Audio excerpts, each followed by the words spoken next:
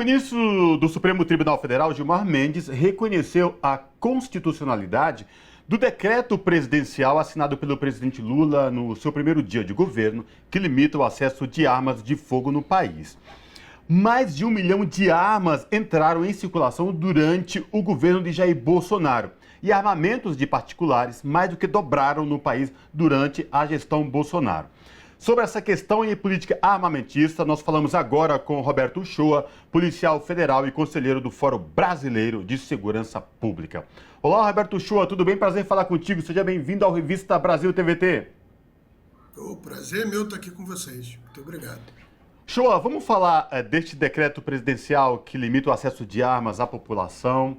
Agora, uma determinação do Supremo Tribunal Federal pelo ministro Gilmar Mendes, que reconhece a constitucionalidade deste decreto. Você é um policial federal e também conselheiro do Fórum Brasileiro de Segurança Pública. O que essa política armamentista do governo anterior impactou diretamente na população brasileira? Porque nos últimos 4 anos a gente viu o aumento da violência no país, é uma coisa desenfreada. Queria que você fizesse uma análise para a gente. Além de trabalhar na Polícia Federal e de ser pesquisador do tema armas de fogo, eu também escrevi um livro sobre isso, que foi fruto da minha pesquisa de mestrado, que se chama Armas para Quem é Busca por Armas de Fogo, onde eu frequentei clubes de tiro. A minha ideia era conhecer quem são essas pessoas e por que elas estão em busca de armas de fogo. E eu começo essa pesquisa um pouco antes da campanha eleitoral. Então eu era um dos poucos que tinha acesso a essa mudança, eu estava vendo o mercado se modificar. E era assustador como isso estava acontecendo. Eu conseguia ver que você sim tinha as pessoas que praticavam tiro desportivo, que faziam a caça, os famosos CACs, colecionadores, atiradores e caçadores. Mas que tinha um público chegando que não era esse público que queria a prática do esporte, era o público que queria circular armado pelas cidades. E isso foi possível com a criação do porte de trânsito, ainda no governo Temer, que permitiu que essas pessoas voltassem do clube de tiro com as armas prontas para uso. E Bolsonaro, vendo essa possibilidade de utilizar isso como uma forma de promover a sua enxurrada de armas na sociedade, ele afrouxou os controles, a fiscalização e a legislação o máximo possível para incentivar isso. Para vocês terem uma ideia, a gente tinha 60 mil CACs no Brasil em 2017. A gente fechou 2022 com mais de 800 mil. Ou o Brasil vai se tornar a maior potência olímpica em termos de tiro desportivo e a gente não precisa mais se preocupar com medalhas, ou a verdade é que centenas de milhares de pessoas adquiriram armas de fogo para circularem armadas pelas ruas. Essa é a conclusão que eu cheguei. Uchoa, na última quinta-feira, o ministro da Justiça, Flávio Dino, fez uma coletiva onde ele trouxe alguns números, falou que 68 mil armas tinham sido recadastradas até aquele dia. E aí isso há um disparate aí de informações diante do que você coloca desse número tão grande de pessoas com acesso a armas. O que ocorre também é que nessa mesma coletiva o ministro disse que aqueles que não recadastrarem estarão cometendo crime e poderão ter essas armas e munições apreendidos caso não haja o recadastramento. O que a gente tem visto pelas redes sociais e por grupos bolsonaristas que vem repercutindo é que há uma tentativa de boicote desse recadastramento. O senhor, que é um especialista da área, o que a gente pode qualificar essa tentativa de boicote de recadastrar? Porque se for algo legal, se for algo, como o senhor coloca, esportivo ou de uso, recreativo, não teria nenhum problema recadastrar esse armamento logo que a pessoa usa ali no círculo dos clubes de tiro. Enfim, eu gostaria de ouvir o senhor sobre essa tentativa de boicote do recadastramento. Exatamente. Eu tenho argumentado isso com pessoas do meio que eu conheço, que ainda falam comigo, né? Mas eu tenho falado exatamente isso. Eu falo, olha, vocês não têm que ter medo ou receio do recadastramento. O que o governo busca nesse momento é conhecer o mercado, é poder fazer um diagnóstico do que aconteceu durante os anos Bolsonaro. Porque, infelizmente, a gente sabe que o banco de dados do Exército, que é o Sigma, que controla essas armas, ele é um banco de dados defasado, desatualizado, furado, no qual o Exército sequer consegue dar informações básicas. Via lei de acesso à informação, por exemplo. A gente não consegue saber quantas armas estão em cada município. O Exército não consegue informar isso. Então, esse recadastramento, principalmente das armas que entraram em circulação nesse período, é uma forma do governo saber qual o tamanho do problema. E também saber a quantidade de armas que foi desviada, porque a gente já tem várias notícias de que, principalmente, o crime organizado aproveitou esse afrouxamento dos controles e fiscalização para adquirir armas legais. Ocorre que parlamentares ligados à questão de armas, influencers, pessoas de redes sociais ligadas à questão armamentista, têm feito uma campanha de desinformação, dizendo que esse recadastramento é o primeiro passo do governo para apreender as armas das pessoas, o que é uma mentira. O governo não quer apreender arma de ninguém. O governo quer saber a atual situação do mercado para aí sim propor uma nova regulamentação. Quem está com tudo direito, quem pratica o seu esporte ou faz a sua caça, tudo legal, não tem o que temer. Uchoa, você é um policial federal. Como que foi para vocês que estavam na ativa ver e presenciar esta liberação geral de armas fora de controle e mais de munição de grosso calibre, com a justificativa que era para clubes de atiradores, e a gente via no dia a dia da última gestão do governo federal que isso não era verdade e que a insegurança passou a ser maior ainda na população. E mais, pesquisa recente mostra que a população é favorável ao controle de armas e contra o armamento fora de controle da população. Como é que era essa vivência no dia a dia para vocês, agentes de segurança pública?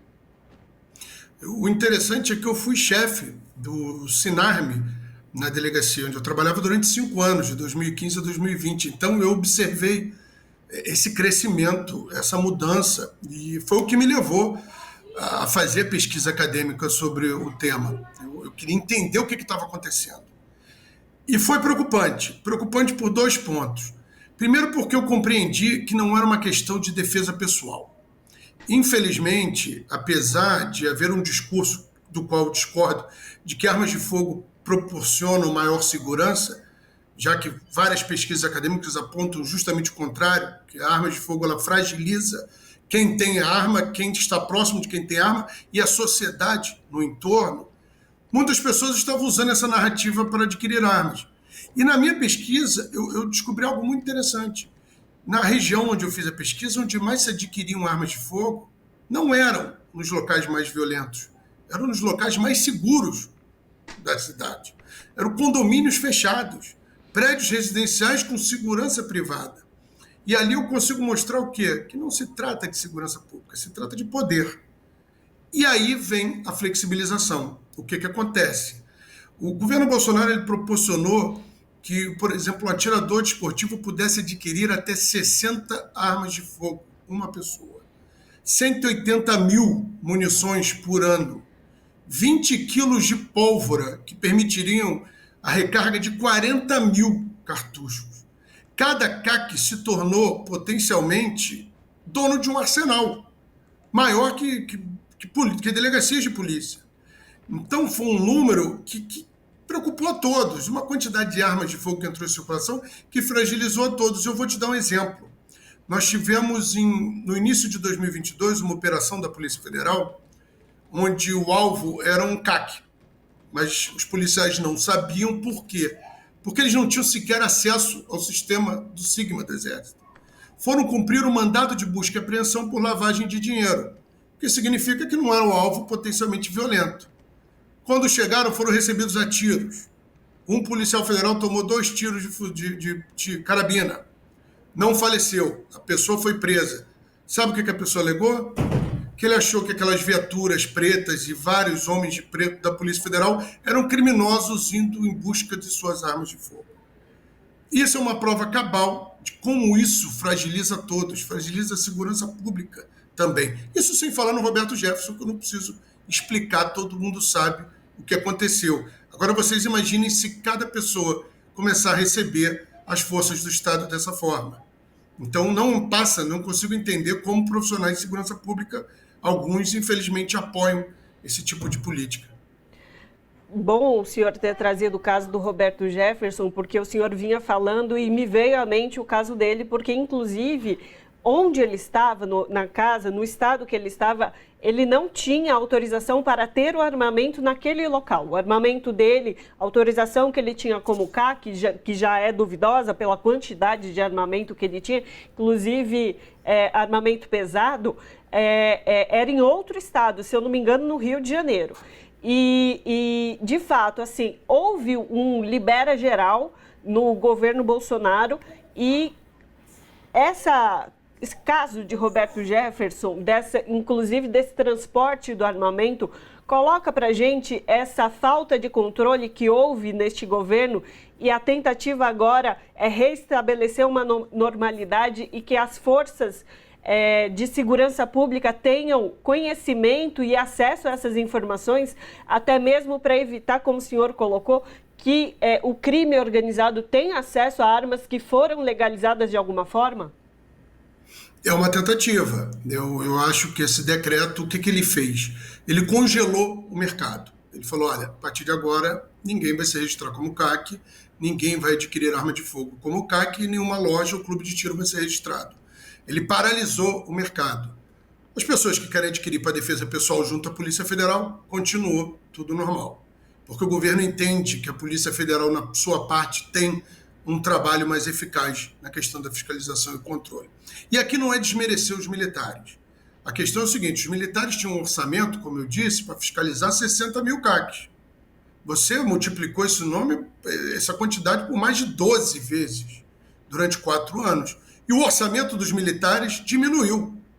O efetivo aplicado, designado para esse tipo de trabalho, diminuiu. Teve um levantamento que foi feito que mostrou que os militares só conseguiram fiscalizar 3% dos locais que deveriam ter sido fiscalizados. É isso que permite que, por exemplo, as pessoas se desloquem com armamentos porque o Exército não vai até o local ver se esse arsenal está onde deveria estar.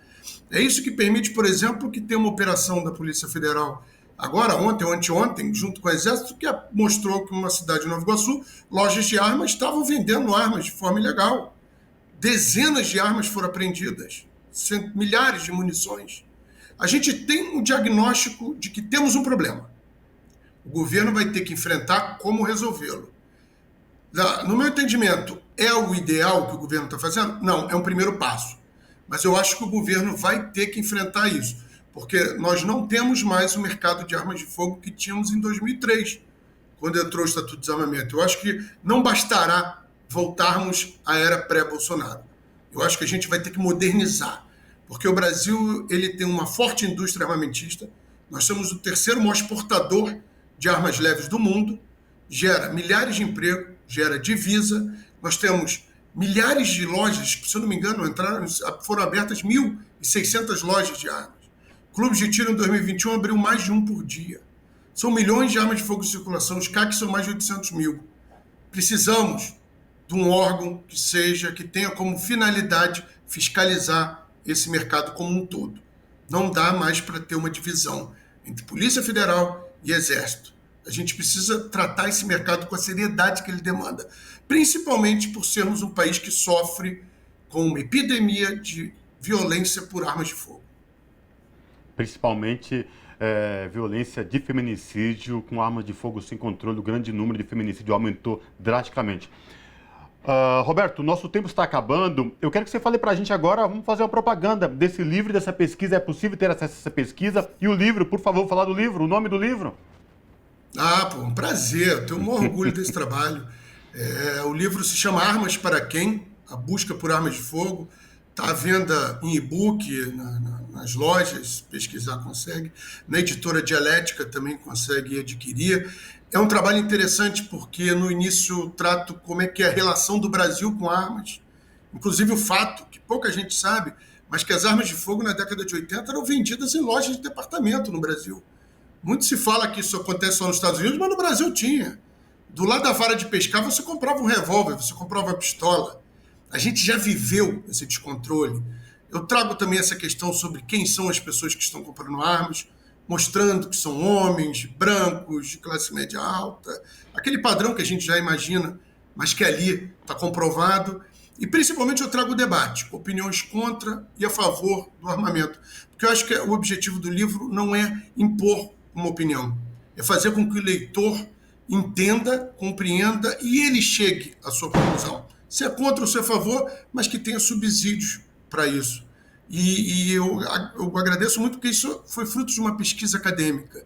E em tempos em que se contesta tanto a produção acadêmica no país, foi muito legal, por exemplo, eu estar em abril do ano passado falando no Senado Federal na instalação da Frente Parlamentar pelo Controle de Armas em razão dessa pesquisa acadêmica.